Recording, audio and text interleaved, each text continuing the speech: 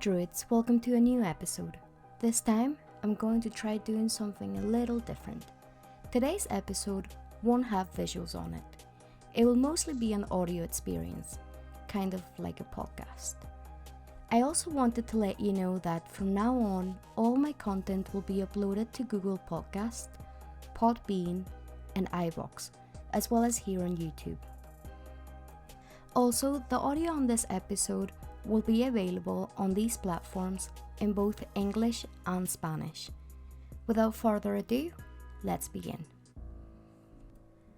The case of the monster with 21 faces is considered one of the greatest enigmas of Japan, and despite 17 months of investigation, 12,000 interviews with suspects, almost 1,000 agents investigating the case, and the multiple evidences, it was not possible to obtain a definitive verdict that would help to find a guilty party for all the terror that was caused. Today, people still talk about the case. Some do it in whispers, as if they were afraid of waking up the beast after its long absence. Others do it shouting, almost enthusiastically, dreaming of finding in this repetition a loose end that will put an end to all the mystery. What is certain is that the monster with 21 faces managed to evade more than a year of persecution, drove officials mad, sabotaged the economy of major Japanese companies, and alarmed the whole of society with its disturbing actions. This is the story of an organization led by an elusive figure who turned out to be as intangible as he was implacable.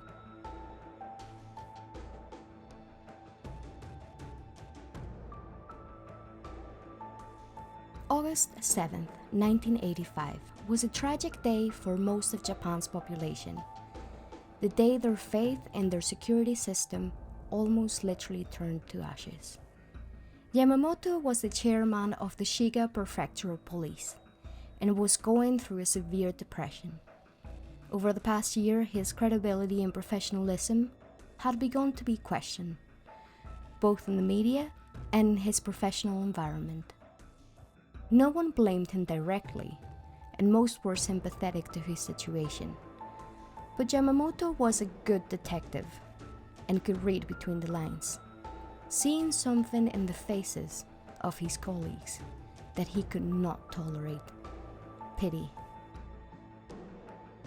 At first, he tried to overcome that idea by saying that he was far from defeated. But then, the attacks continued to happen. The evidence had dissipated between his fingers, and he had no choice but to accept what he found so hard to accept, that they had won. His impeccable career suddenly hung by a thread. At night, the dream of retiring with the Medal of Honor gave way to other somewhat darker thoughts. Thoughts that soon formed dense clouds. Yamamoto soon felt trapped and made a drastic decision. That day, he doused himself with gasoline and set himself on fire in the courtyard of his house. Yamamoto blamed himself and his subordinates for failing to catch the monster with 21 faces.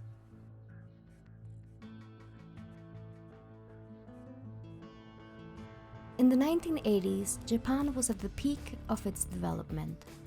They had gone from a bankrupt, war-torn country to the world's second largest economy and an uncontrollable power. Its citizens felt safer than ever in the great cities of the Asian dragon. But it would be at this moment when one of the most horrifying events in Japanese history would take place. It all began at 9 p.m. on March 18, 1984. When two masked intruders armed with a pistol and a rifle broke into the home of Katsuhisa Ezaki, who was at the time the CEO of the huge company Glico. Glico is a Japanese confectionery company whose corporate headquarters is located in the city of Osaka. They are the makers of the traditional candy or Glico candy.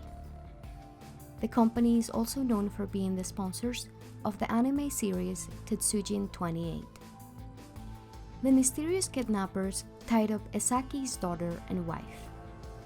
As they did so, the woman tried to negotiate with them by giving them accurate directions as to where they could find cash.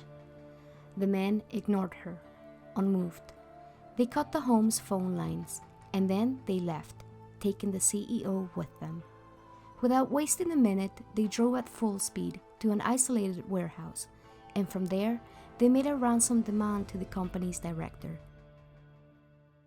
They wanted 1 billion yen and 100 kilograms of gold bullion.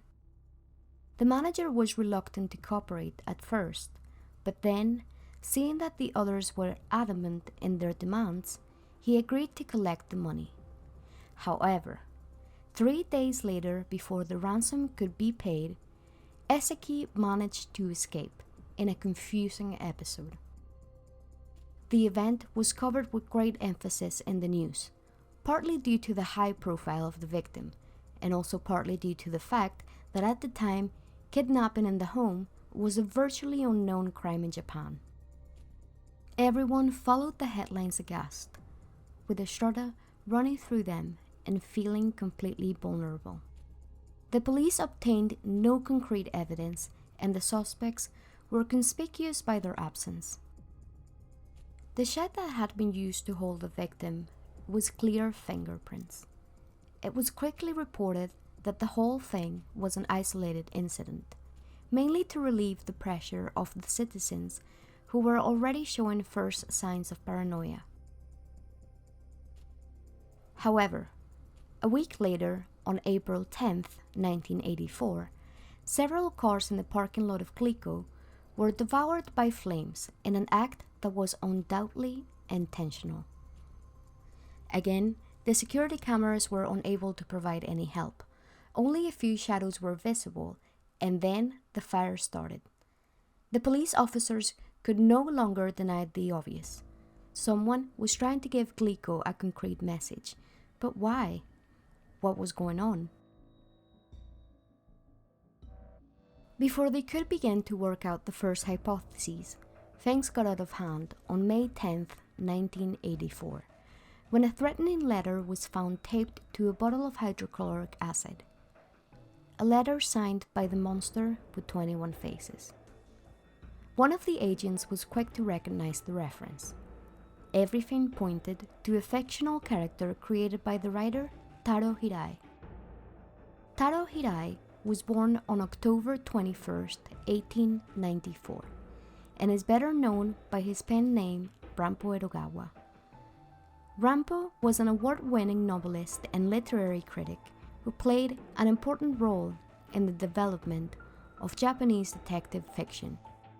Many of his novels involve a character, Kogoro Akechi, a character who won the love of readers for his exploits in deciphering mysteries.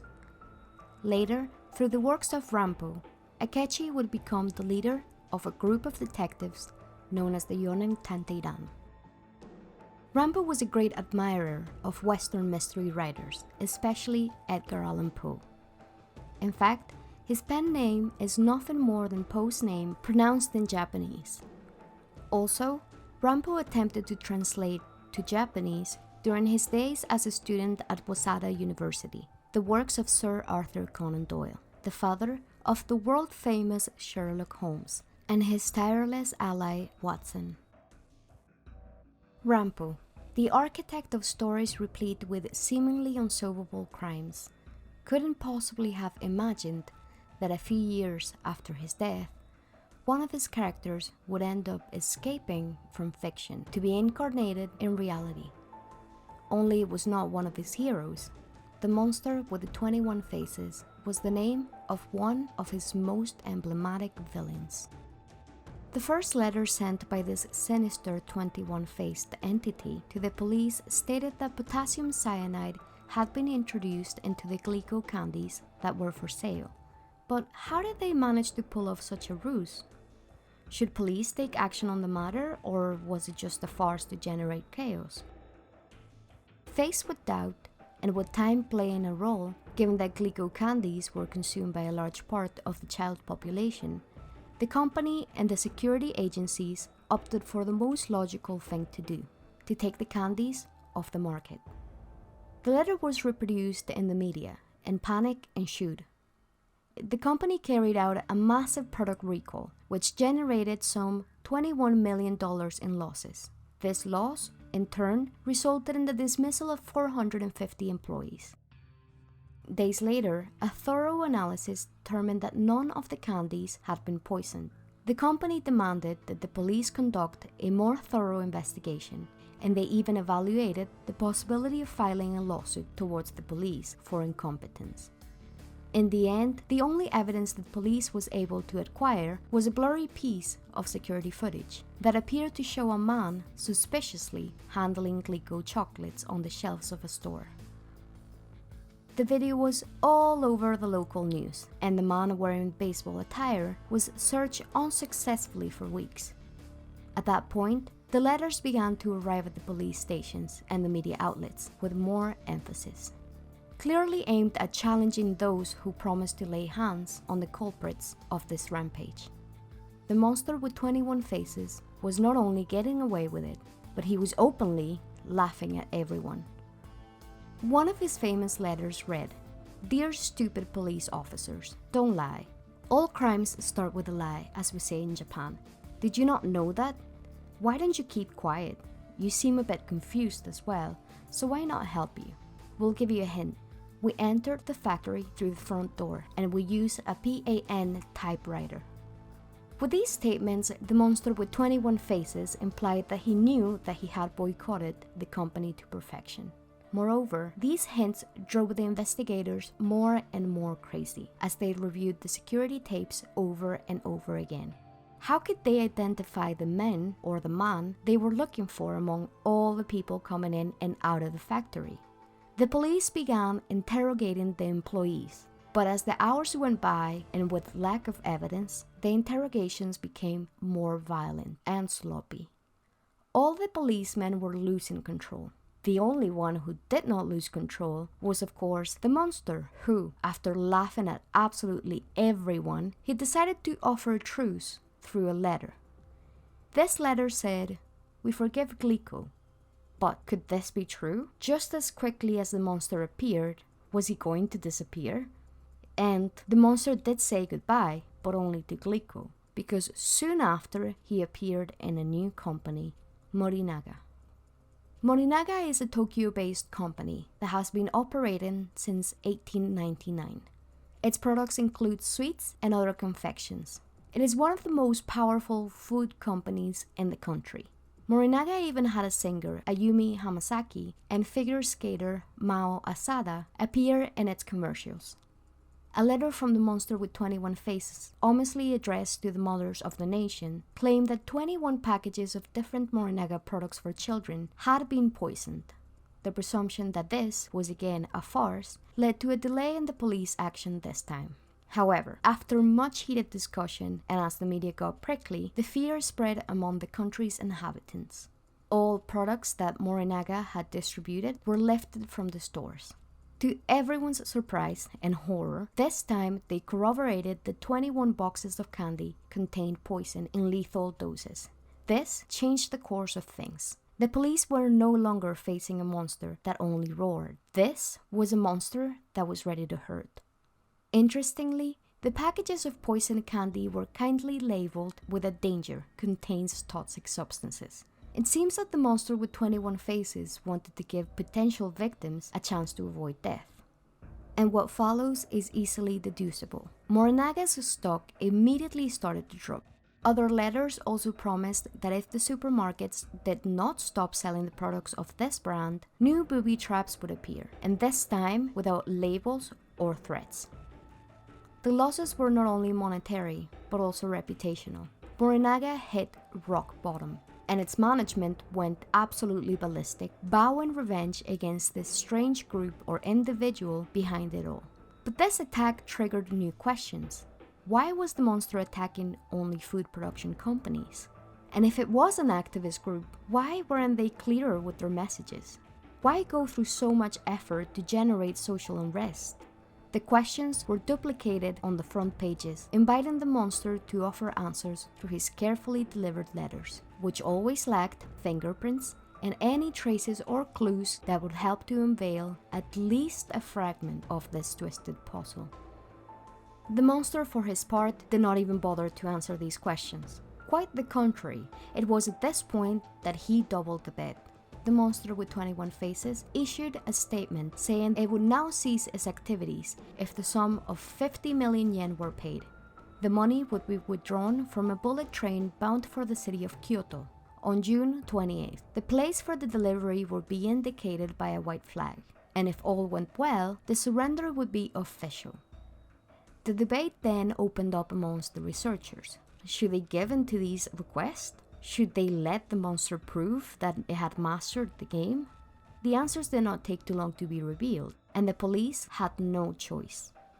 The money was gathered and sent aboard the train with an undercover officer who hoped to at least catch a glimpse of a suspect in the process. During the operation, the officer reported being hindered by a group of people who suddenly came across him. However, he could see among them a man who caught his attention because of his behavior. He was a man with short hair, with a perm, and was described as having fox-like eyes. The white flag was not seen along the route. The money was not handed over, and upon the arrival at the Kyoto station, additional investigators began following the man and tried to keep him under surveillance, but the figure disappeared. The police claimed that they had seen him practically vanish into thin air. Was this a police blunder, or were they dealing with an expert escape artist? In the face of such confusion, media outlets began to talk about the monster actually having supernatural powers. In November 1984, the monster, which was already considered a terrorist group, demanded another payment, and this time for 100 million yen. The instructions were precise. The money was to be dropped off by a delivery van in a boat, under a piece of white cloth, at a rest stop along the Meiji, in an area called Otsu. The van approached the designated spot and found the white cloth, but no one was there. The police suspected that the monster was playing with them, and decided not to carry out the operation. A bit to provoke the enemy and see if they could pull off a fox pass that would bring us closer to unmasking what the whole thing was about. Then they discovered that an hour earlier a patrol car from the Shiga Prefectural Police, which was not involved with the secret operation, spotted a suspicious van with its lights off and engine running, parked in the area near the white cloth. When the policeman approached, he caught a glimpse of none other than the man with fox eyes. The man seemed to be wearing a wireless receiver and headphones. When he realized that he was being seen, he left the area at full speed. It was later learned that the vehicle was stolen. It was found abandoned at a railroad stop with a radio receiver tuned into the police frequency. The monster had been listening to them. The police had been very close to catching him, but again it had eluded them. In December, the monster with 21 faces began to expand its harassment campaign and started to threaten to poison the products of the company Fujija, which was another confectionery company. Still, without solid leads, Yamamoto, the police chief, issued posters offering a sketch of the fox-eyed man and promised everyone that the subject would never escape again. The manhunt then escalated. Was the monster really surrounded? Based on the sketch, Miyazaki Manu, a man who previously headed the Glico syndicate and had been fired for committing certain irregularities, was imprisoned. The police stated that an audio tape made by Miyazaki showed a way of communicating that was vaguely reminiscent of the way that the monster expressed himself in his letters. Investigating further into the background, it was uncovered cases of anonymous threats made to Glico, allegedly by Miyazaki between 1975 and 1976. Miyazaki allegedly denounced Glico's dumping of starch and other industrial waste into local rivers and sewage systems during those years. In the end, was this all a campaign by environmental groups? On the other hand, Miyazaki's father was the head of a local Yakuza group. The Tokyo Metropolitan Police had previously mentioned their suspicion that several Yakuza groups were involved in this Glico Morinaga case. The racketeering campaign coincided with the Yamaichi War, in which two Yakuza groups had clashed brutally. Was everything then related to a fight between gangs and their monetary interest with these companies? It sure seemed like an exciting development, and it was widely reported in the media that Yamasaki was the enigmatic man with the fox eyes. But nothing could be proven, and his alibis proved to be effective one after another until he was finally released. The notoriety that Miyazaki gained from his arrest led him to write a book entitled Topa Mono. Once again, the police were empty-handed. It all came to a head in August of 1985, when Joji Yamamoto could no longer bear the failure of not being able to find the monster and committed suicide. The news of the police chief's suicide prompted a new letter from the monster, perhaps the most enigmatic. And it says, "Superintendent Yamamoto died? How stupid is he? We have no friends or secret hideouts in Shiga. Yoshino or Shikata, other superintendents from other prefectures, should have died too. What have they been doing for this year and 5 months? Don't let guys like us get away with it. There are many other fools who want to copy us." Yamamoto died like a man, so we decided to give our condolences. We decided to forget about torturing food companies. And if anyone blackmails any of the food companies, it's not us. It's others who are trying to copy us. We are bad, and that means that we have more to do than bully companies. It was fun to live a life of a bad guy. The monster with 21 faces. And this would be the last official letter from the monster. Throughout those 17 months, not a single solid lead was uncovered. No one was ever arrested, and no name could ever be put to the fox-eyed man. Despite the incredible amount of resources that the police had poured into the investigation. The case was seen by many as a demonstration of the obvious ineffectiveness of Japanese police, and it led to many changes and revisions in numerous departments across the country. Since the activities of the monster with 21 faces, there have been many similar crimes plaguing food companies, but most of them have been solved and are believed to be mere copycats. Although the statute of limitations ran out in June of 1995, the monster with 21 faces remains a very popular issue within the amateur detectives community across all of Japan. Some think that the culprits were Yakuza groups. Others point to the activities of the far left and far right groups. Others say that the monster with 21 faces was made up of North Korean agents who tried to sabotage the Japanese economy. And others think it may be those adults who 30 years earlier, when they were babies, suffered from the accidental arsenic poisoning in Morinaga's powdered milk, seeking retribution for its aftermath. However, this is nothing more than speculation. Perhaps these are some of the possible faces of this multi-faced monster. Every year, institutions and organizations take it upon themselves to determine which countries or cities are the safest in the world. Japan has consistently ranked as one of the places with the best safety conditions for its inhabitants. By taking into account the educational level, the health system, the general conditions of the population, and the homicide rate, this country was placed as the 6th safest place in the world in 2015. The Crusade of the Monster with 21 Faces is an indelible stain on such an immaculate reputation. Despite the fact that no one can be charged for their crime anymore due to the statute of limitations in Japan, no individual from the group has come forward to claim responsibility for the attacks. It is unlikely that the case will ever be fully understood or resolved. If it is known at this point that Yamamoto's death by setting himself on fire put an end to the affair, and although at a very high price, his sacrifice appeased the beast, and his smoking corpse remained forever as a memory, as a scar of a very dark time. There's only one certainty, and that is that monsters sometimes win. And so that's it for today's video.